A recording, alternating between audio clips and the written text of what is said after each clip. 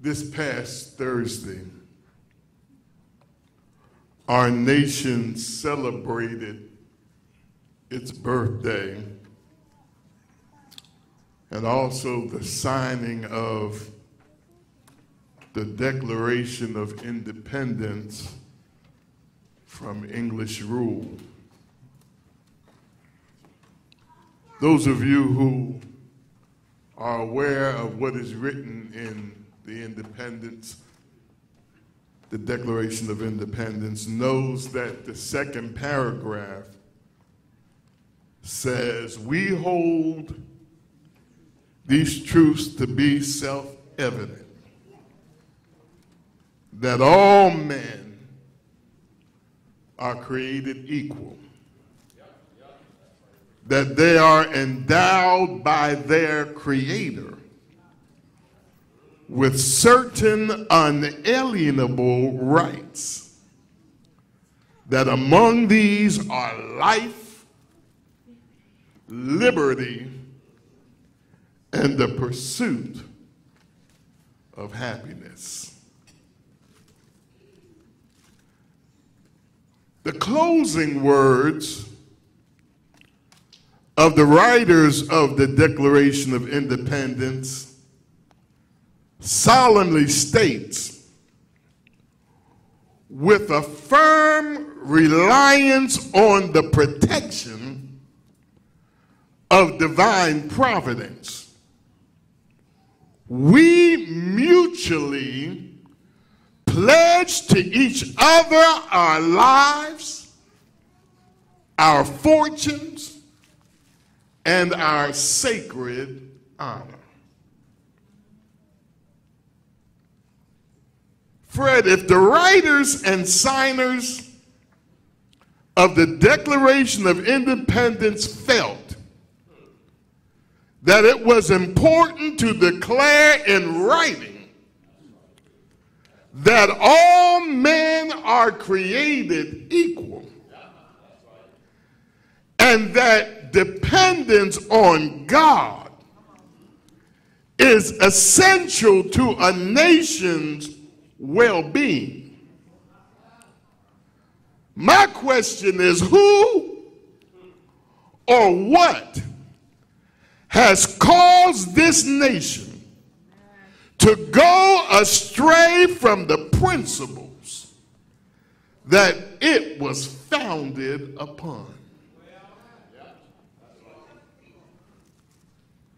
New Providence, is it possible that the writers and signers of the Declaration of Independence were in reality, as stated in their closing words, pledging to each other that they alone and their descendants would be entitled to equal treatment, while persons of other colors or languages would not be entitled to these same rights? Is it possible that they were initially sincere in their attempt to establish equality for all in this nation, but forgot or dismissed what they made a solemn agreement to do in the area of equality for all men? In light of the events and ruling that took place in the highest court in the land, I feel that it is important for us to revisit the words that Moses spoke to the children of Israel as they were about to experience the thrill of independence after centuries of slavery in Egypt. Although the words of our text were written centuries ago, this very warning could very well apply to our nation today. In Deuteronomy 8:17 through 20, Moses tells the children of Israel, you may say to yourself, my power and strength of my hands have produced this wealth for me. But remember the Lord your God, for it is he who gives you the ability to produce wealth, and so confirms his covenant, which he swore to your ancestors as it is today. Moses said, if you ever forget the Lord your God and follow other gods and worship and bow down to them, Moses said, I testify against you today that you will surely be destroyed.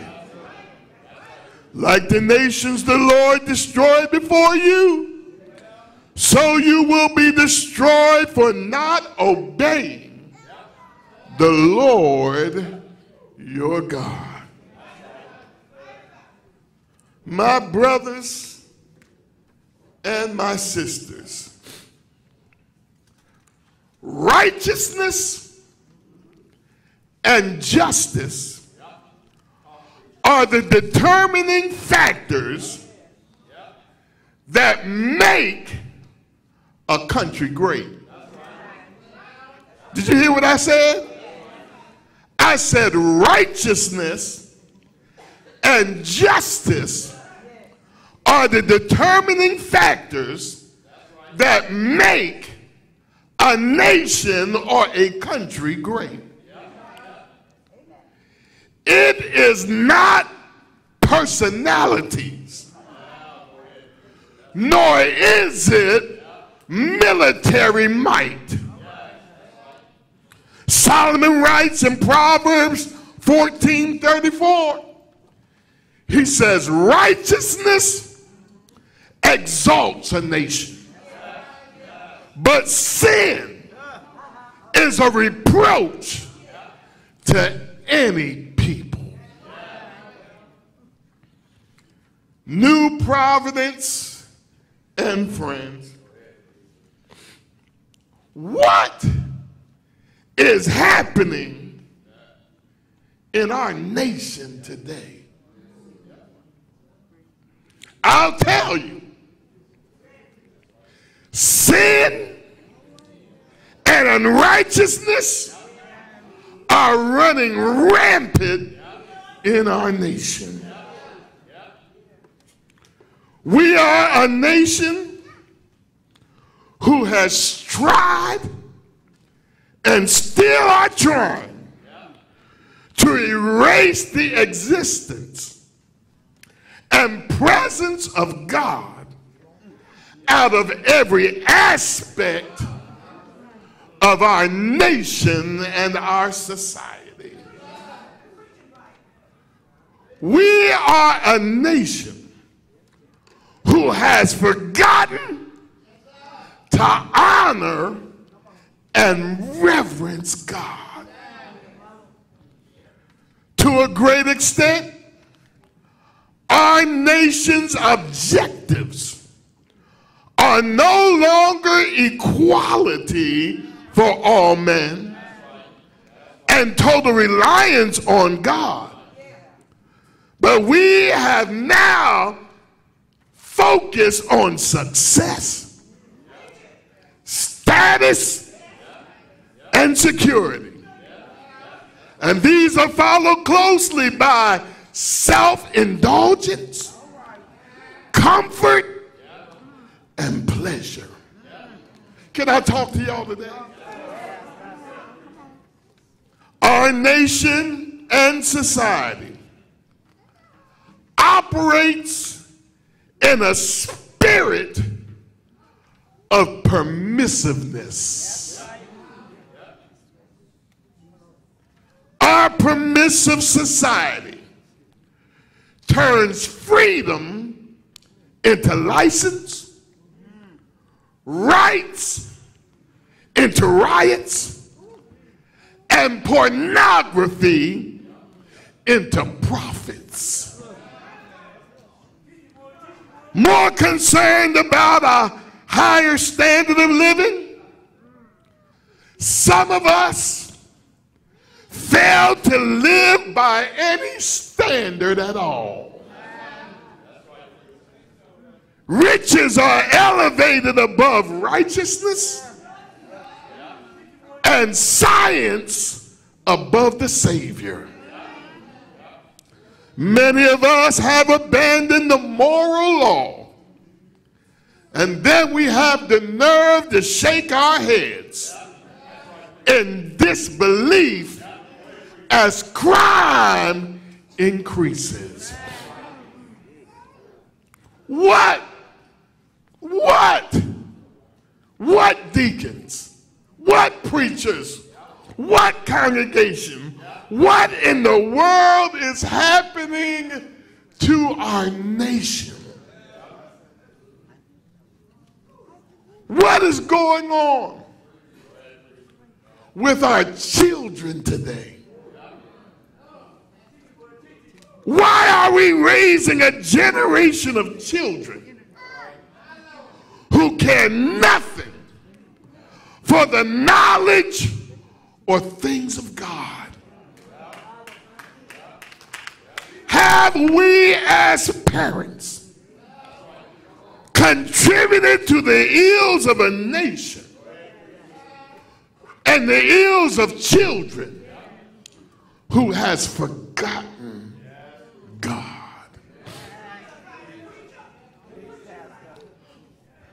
Moses warned us that there are consequences. Somebody say consequences. When a nation tries to dismiss God out of their existence. Can we talk about it? What were some of the warning signs that we as a nation bought into, which contributed to our heading in the wrong direction in regards to God and our children? Some of you older folk remember when Madeleine Murray O'Hare complained that she didn't want any prayer in our schools, and we as a nation said okay. Then someone said, you had better not read the Bible in school. You know the Bible that says, thou shalt not kill, thou shalt not steal, and love your neighbors as yourself. And we as a nation said, okay.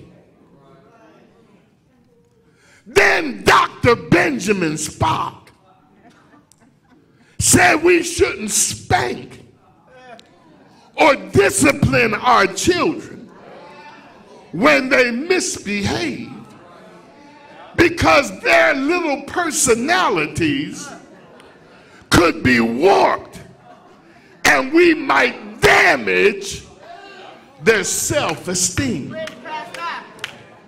And we as a nation said, okay, we won't spank or discipline our children anymore.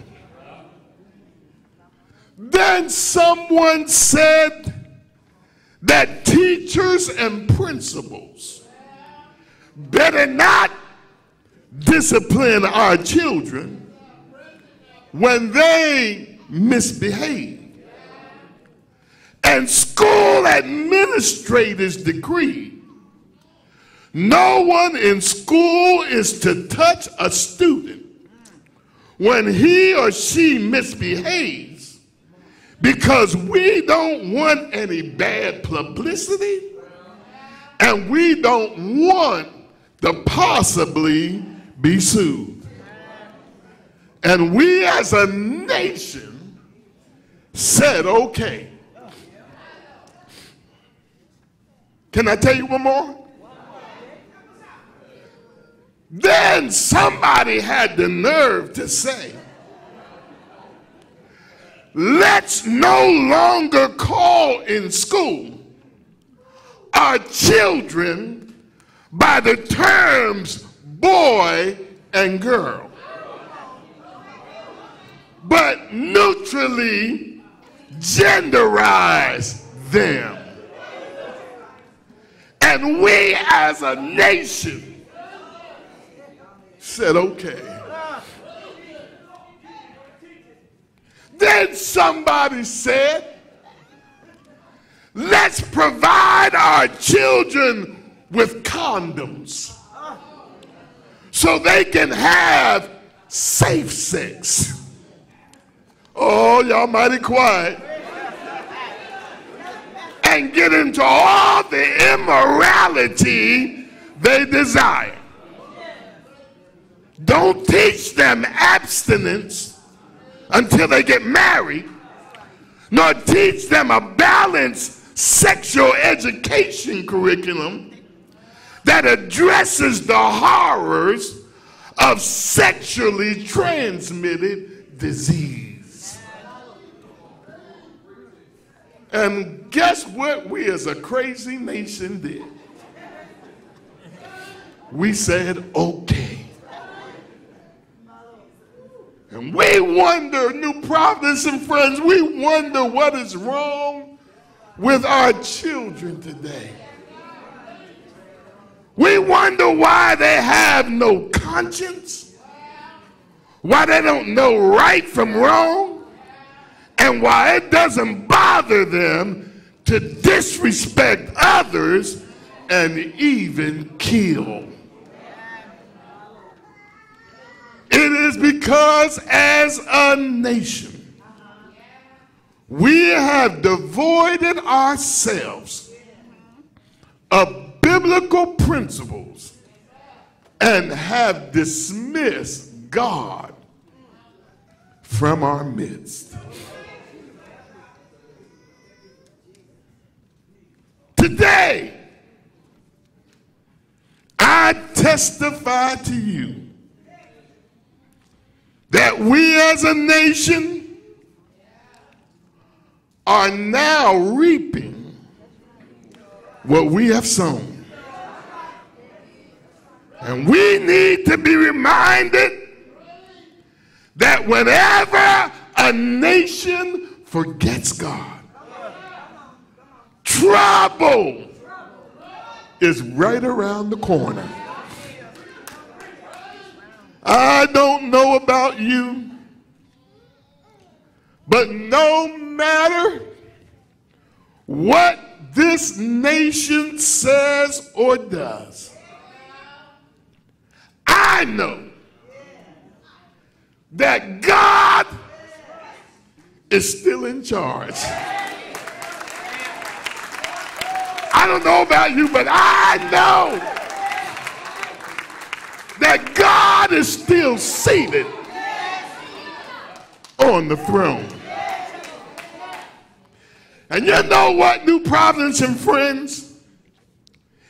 It did not catch God by surprise on the decision of the Supreme Court this week.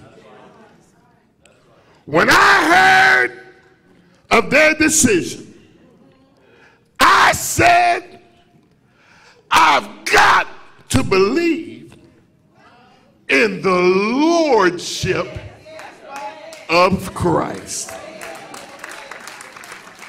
I've got to believe that God is still in control and that God will come to the aid of his children.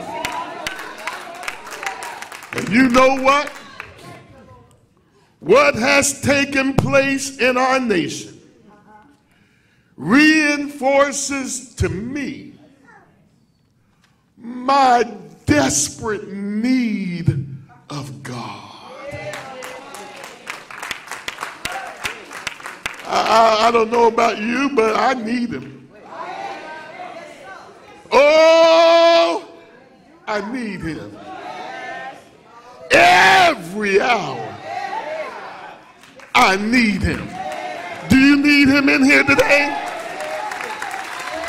And even in tough times, I know that my God can still bless me.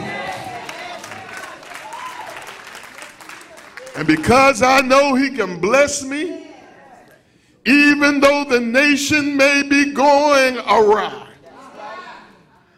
I cannot and will not forget what the Lord has done, is doing, and going to do for me. Though our nation is forgetting the presence of God, I won't. Tell your neighbor, I won't forget what he has done for me. As I close, what new providence, what friends, is the penalty for willfully forgetting God? Oh yeah, tell your neighbor, there's a penalty found in the text. The text tells us that the penalty is destruction. Oh, I know that there may be some here, some listening or watching today, who are thinking that God will never destroy America. But let me quickly remind you that if God allowed destruction to fall upon his chosen covenant people, Israel, he can allow destruction to come upon us as a nation. Don't you think that as a nation that we are too smart, too militarily advanced, or too strong to be taken down? You know why? Because God has all power in his hands. He has the power to give life, and he has the power to take life away. I don't know about you, but I believe that we as Christians should call our nation to have a 2 Chronicles 7:14 moment.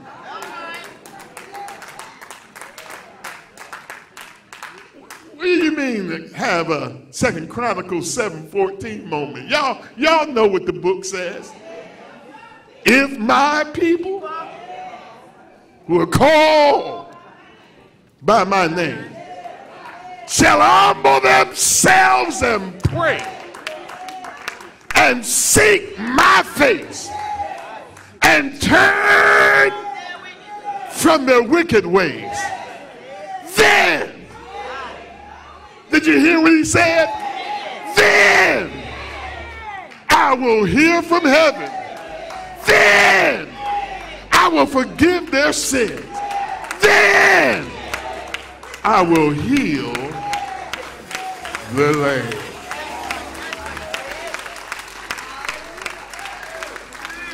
And our nation is in need of a healing today. So, New Providence, I want to suggest to you, this is, you don't have to accept it, but I believe that our country, as a nation, is forgetting God. And it's being demonstrated in the laws that they're passing and the way that they're treating people. And God eventually is going to say, enough is enough.